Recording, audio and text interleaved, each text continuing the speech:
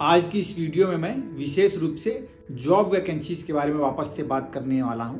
छत्तीसगढ़ में काफ़ी सारी पोस्ट्स आई हुई हैं, खास करके आयुर्वेद या फिर आयुष डिपार्टमेंट के विद्यार्थियों के लिए। उसके साथ ही साथ अगर आप अलग स्ट्रीम वाले हैं, लाइक अगर आप MBA कोर्स किए हुए हैं, आप कंप्यूटर साइंस जानते हैं, फार्मासिस्ट हैं, ऐसे तमाम तरह की वैकेंसीज अभी छत्तीसगढ़ में आने वाली है, जिसकी फॉर्म के डिटेल हम समझने वाले हैं कि कब से फॉर्म भरना स्टार्ट होगा, कैसे फॉर्म भरना है, किन बातों का ध्यान रखना है और कहाँ पे ये पोस्ट आई हुई, पूरा डिटेल इस वीडियो में आप लोग को बतलाने वाला हूँ। तो यदि आप आयुष स्ट्रीम से हैं तो बहुत अच्छी बात है, अगर अदर स्ट्रीम्स वाले हैं तब भी एक बार इसको देख लीजिए। अगर आप नौकरी ढूंढ रहे हैं तो काफ़ी सारी वैकेंसीज आई हुई हैं, पूरा डिटेल इस वीडियो में आप लोग के सामने एक्सप्लेन कर दूंगा ताकि आपको किसी भी प्रकार की डाउट ना हो पाए। तो चलिए सीधे वीडियो को स्टार्ट कर लेते हैं। हाय एवरीवन, मेरा नाम है डॉक्टर सोमेश कुशवाहा। ऐसी हेल्पफुल वीडियोस लेकर मैं आप लोगों के लिए आता रहता हूं। तो बिना किसी देरी के चलते हैं मेरे टैबलेट की स्क्रीन पर। अभी देखिए आप लोग को एक नोटिस दिखलाई दे रही होगी, राष्ट्रीय स्वास्थ्य मिशन करके लिखा हुआ यहाँ पे छत्तीसगढ़ शासन। एड्रेस यहाँ पे लिखा हुआ है, सब देख लीजिए, आपको काम आएगा। ईमेल आईडी जरूर ध्यान रख ले रहिए, दूरभाष नंबर है, फैक्स नंबर है, पूरा डिटेल यहाँ पे लिखा हुआ है। वैकेंसी कौन सी डेट पे निकली हुई है? 11/11/2024, मतलब कि अभी ही 11 नवंबर के डेट पे यह वैकेंसी निकली हुई है। पत्र क्रमांक मतलब वैकेंसी का जो नंबर है, अगर आप साइट पे कहीं ढूंढेंगे तो इसी नंबर के साथ आप ढूंढेंगे तो आपको आसानी हो पाएगी। 1527/2174 ऐसा करके इसका एडवर्टाइजमेंट नंबर लिखा हुआ है। विज्ञापन में क्या लिखा हुआ है? राष्ट्रीय स्वास्थ्य मिशन छत्तीसगढ़ अंतर्गत आरोपी वित्तीय वर्ष 2024-25 में स्वीकृत पदों के आधार पर राज्य स्तर पर स्वास्थ्य सेवाओं को सुदृढ़ करने के लिए निम्नांकित रिक्त संविदा पदों की पूर्ति हेतु योग्यता रखने वाले इच्छुक अभ्यर्थियों से ऑनलाइन आवेदन पत्र विभागीय वेबसाइट, मतलब सबसे बेस्ट पार्ट ये है कि ये आवेदन पत्र ऑनलाइन भरे जाएंगे। हमारे प्रीवियस नेशनलाइज्ड मिशन की तरह ऑफलाइन वाला सिस्टम इसमें नहीं रखा गया, और ऑनलाइन ही आप इसको भर पाएंगे इजिली। कब से फॉर्म भरना स्टार्ट होने वाला है, इस डेट को विशेष रूप से याद रखिएगा, 18/11/2024, मतलब कि अभी आज 14 तारीख है, तो 18 नवंबर से फॉर्म भरना स्टार्ट होगा। और अंतिम इसका लिखा गया 2 दिसंबर 2024 शाम के 5 बजे तक आप फॉर्म फिलअप कर पाएंगे। कौन से साइट पे फॉर्म भरना, मैं इसको रेड कलर से स्पेसिफिक मार्क कर दे रहा हूँ आपके लिए, www.cghealth.nic.in, इसको आप विशेष रूप से नोट करके रख लीजिए। और खुद से भी चाहें तो इस पूरे PDF को आप वहाँ पे देख पाएंगे। इसके अलावा आप सभी लोग मेरे टेलीग्राम चैनल को ज्वाइन जरूर कर लिए होंगे, डॉक्टर सोमेश कुशवाहा के नाम से वो चैनल है। वहाँ पे आपको ये पूरा डिटेल PDF जो मैंने मार्क कर रहे हैं, ये सब डिटेल आपको वहाँ पे मिल जाएगा। यहाँ पे देखिए कहाँ पे क्या क्या वैकेंसी निकली है, डिटेल पूरा यहाँ पे लिखा हुआ है। भागा मैं बहुत ज़्यादा यहाँ पे नहीं जाऊँगा, मैंने कुछ पॉइंट्स मार्क कर रखे हैं, उनमें आयुष डिपार्टमेंट वालों के लिए वैकेंसीज वहाँ पे क्रिएट हैं, तो वो आप देख लीजिएगा।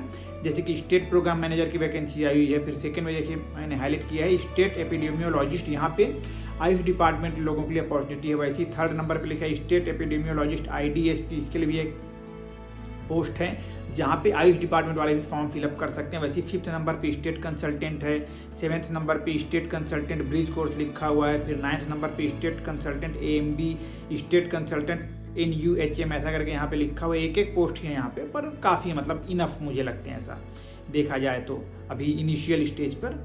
ऐसे करके स्टेट लेवल पे वैकेंसी निकली हुई है। यहाँ पे दिव्यांगों के लिए कौन कौन से लोग एलिजिबल है वो बात यहाँ पे लिखी है। फिर संभाग एवं जिला स्तर पर पद भी कुछ निकले हुए, उनके लिए भी यहाँ पे देखिए 2nd नंबर पर डिस्ट्रिक्ट प्रोग्राम मैनेजर, जिसके 3 पोस्ट हैं, यहाँ पे भी आप लोग फॉर्म फिलअप कर पाएंगे। उसके अलावा अलग अलग वैकेंसी से पूरा डिटेल यहाँ पे लिखा हुआ है। मैं हर का डिटेल तो नहीं जा रहा हूँ क्योंकि स्पेसिफिकली मैं आयुष डिपार्टमेंट के बारे में यहाँ पे बात कर रहा हूँ आप लोगों से।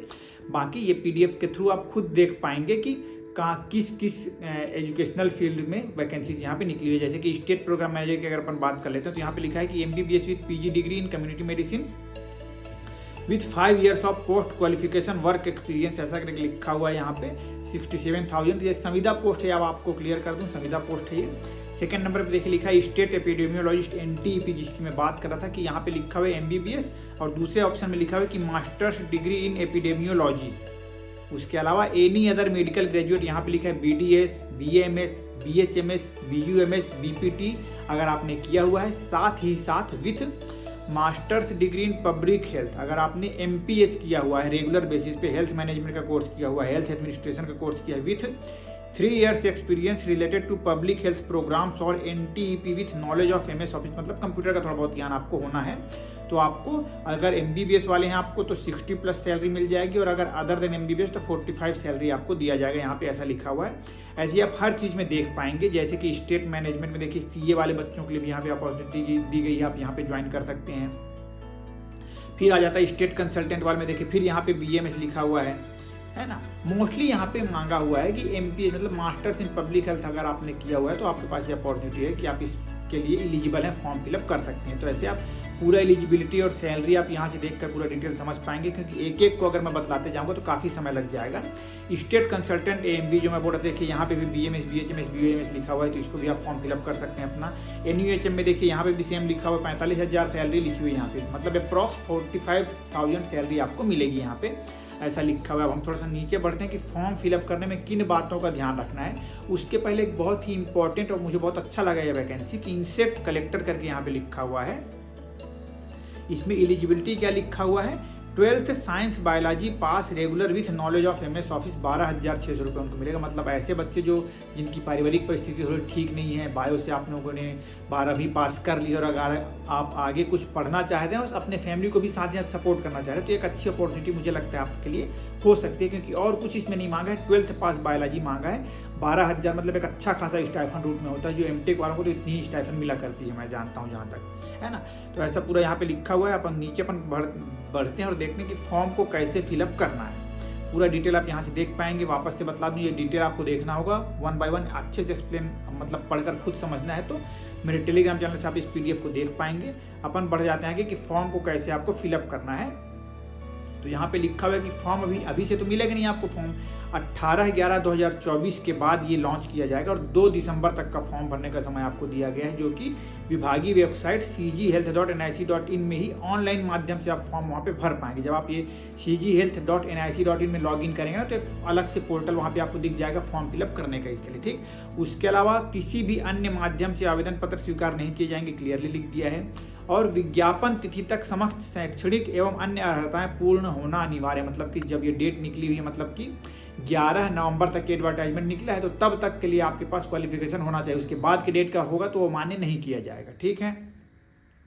आवेदन शुल्क के बारे में बहुत अच्छी चीज़ लिखी है, मुझे बहुत अच्छा लगा। और नेशनल आयुष मिशन में जो हमारा फॉर्म हम लोगों ने भरा था, उन नेशनल आयुष मिशन वालों को इससे सीखना चाहिए। क्या लिखा है देखिए, परीक्षा के लिए परीक्षा शुल्क के संबंध में राज्य शासन के सचिव, छत्तीसगढ़ शासन सामान्य प्रशासन विभाग मंत्रालय द्वारा परीक्षा शुल्क माफ किए जाने के संबंध में जारी पत्र क्रमांक के लिखा हुआ है के अनुसार छत्तीसगढ़ राज्य के स्थानीय निवासी प्रतिभागियों से किसी भी प्रकार का परीक्षा शुल्क नहीं लिया जाएगा। मतलब ये फॉर्म आपके लिए फ्री ऑफ कॉस्ट है, 1 रुपये का भी चार्ज आप लोग को इसमें नहीं लगना है अगर आप छत्तीसगढ़ के मूल निवासी हैं तो, ठीक। तो ये बहुत अच्छी बात है, इसको मैं अप्रिशिएट करता हूँ कि ऐसे ही होना चाहिए, कि क्योंकि हमारे पास खुद ही नौकरी नहीं है और हम नौकरी के लिए फॉर्म भरने के लिए पैसे कहाँ से लाएंगे हम, तो ये अच्छी चीज़ है कि फ्री है।